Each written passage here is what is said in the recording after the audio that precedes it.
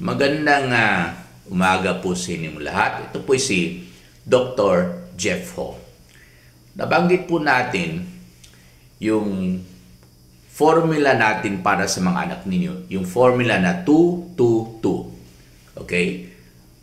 Ibig sabihin, kung maglaro sila, 2 oras lamang, pero sa loob lang ng 2 araw, kung may klase, kasi Lunes hanggang Biyernes, walang laro. So, pwede na sila maglaro 2 araw lamang, Sabado at Linggo.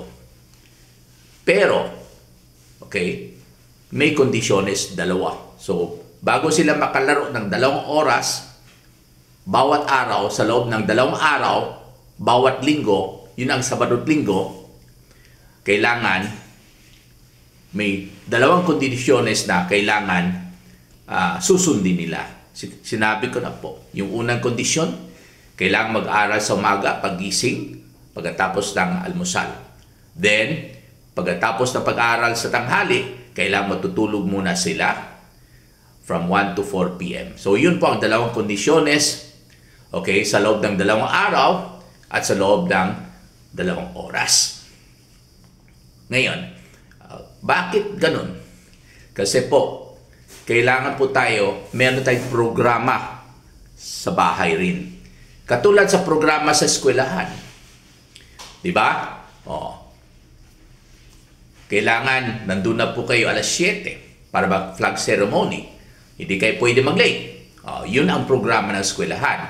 At meron first period at mamaya may recess, mamaya lunch break, mamaya first period na naman sa hapon.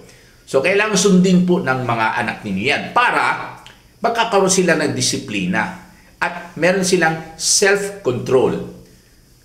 At syempre, dapat matatakot sila sa mga guro nila.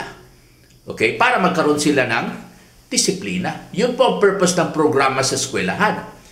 Para pag-graduate sila ng college, dala-dali nila yung self-discipline, self-control, nasa trabaho na po sila,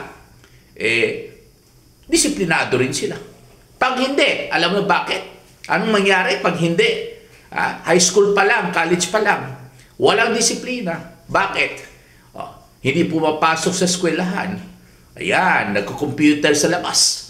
O kaya po, pumasok sa eskwelahan kunwari, mamaya, hindi na napapakita sa hapon. Okay? Or, habang nasa classroom, magpaalam na mag-CR, hindi na bumalik. Yun po ang cutting class. No?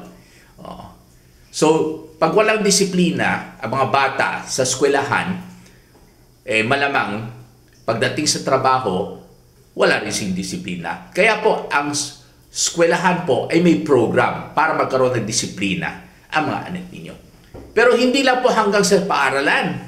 Kailangan sa bahay rin, meron kayong programa, okay, na binanggit ko, yung 2-2-2. Monday to Friday, walang laro. Galing sa eskwelahan, diretso aral, tapos matulog. Saturday and Sunday, pwede maglaro ng 2 oras, alas 4 hanggang alas 6. Pero sa umaga, dapat mag-aral, 8 to 12. Sa hapon, dapat matutulog, 1 to 4 p.m. Then, pwede na sila maglaro, 4 to 6 p.m. So, yun po ang formula 2-2-2 para tataba yung mga anak nila. Bakit? Kasi habang nag-aaral, pagkatapos ng almusal, hindi masyado nasusunog yung kinain nila sa almusal. Habang natutulog sa hapon, hindi nasusunog yung kinain nila sa tanghali. Pagkatapos ng hapunan, ayan, diretso sila tulog, hindi masusunog yung kinain nila sa hapunan. So, ang resulta, pag hindi sinunog yung kinain nila sa almusal, tanghali, hapunan, tataba sila lalo kasi lahat ng kinain nila ay madideposit sa katawan nila. Ngayon, para kumain sila ng maayos, meron tayong suhol system. Okay? Meron tayong suhol system. Ang suhol system po ay ganito. Meron tayong ipakita sa kanila na gusto nilang kainin. For example, junk food. O kaya chocolate. O kaya candy. Pwede po yan. Pero, kailangan ubusin muna nila ang nasa plato na piniprepare po natin para sa kanila. So, anong dapat nasa plato pag kayo po mga magulang nag-prepare po ng pagkain para sa anak ninyo? Dapat sa plato, okay, para sa almusal, tanghali, hapunan, sa plato, meron pong carbohydrate. Pwede rice, pwede pan, no? Dapat meron din protina. Okay? Kasi ang carbohydrate dapat 60% sa kinakain natin, no? Okay, ang protina 30%. Yung protina pwede rin po egg white, isda, manok, baboy o baka. Ayan.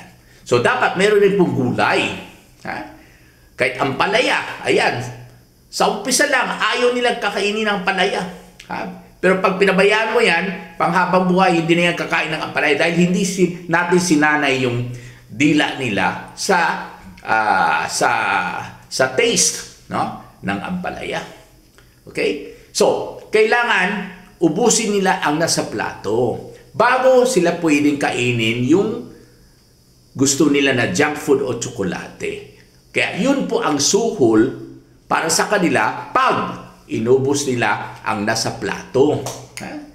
Kaya pag nagpaglagay kayo ng ampalaya or mga ulam na ayaw nila kainin, kakain din sila yan. Kakain sila. Bakit? Kasi meron naghihintay sa kanila yung gusto nila kainin na junk food. See? Pag napilitan sila kumain sa mga pagkain na ayaw nilang kainin, katulad ng ampalaya, yung mga ibang lasa, pag mapilitan sila, kasi gusto nila kainin yung junk food pagkatapos. So, habang buhay, masasanay na silang kumain ng ganyan. Okay? At pag tumatanda sila, kahit wala ng suhol, kung ano nasa harap nila, kung anong ulam nasa harap nila, ampalaya, etc., kainin rin nila kasi sinanay natin sila sa pamagitan ng suhol system. Ayun. So, yun po ang kagandahan ng suhol system. Okay, so, walang masama sa junk food o kaya tsokolate o candy pag ito po'y kinain pagkatapos ng almusal, tanghali o hapunan. Basta, kailangan ubusin nila ang nasa plato. Hindi pwede yung iyak ng iyak, ayoko kainin yung ulam, gusto ko yung junk food. Hindi pwede, huwag kayong bumigay. Okay?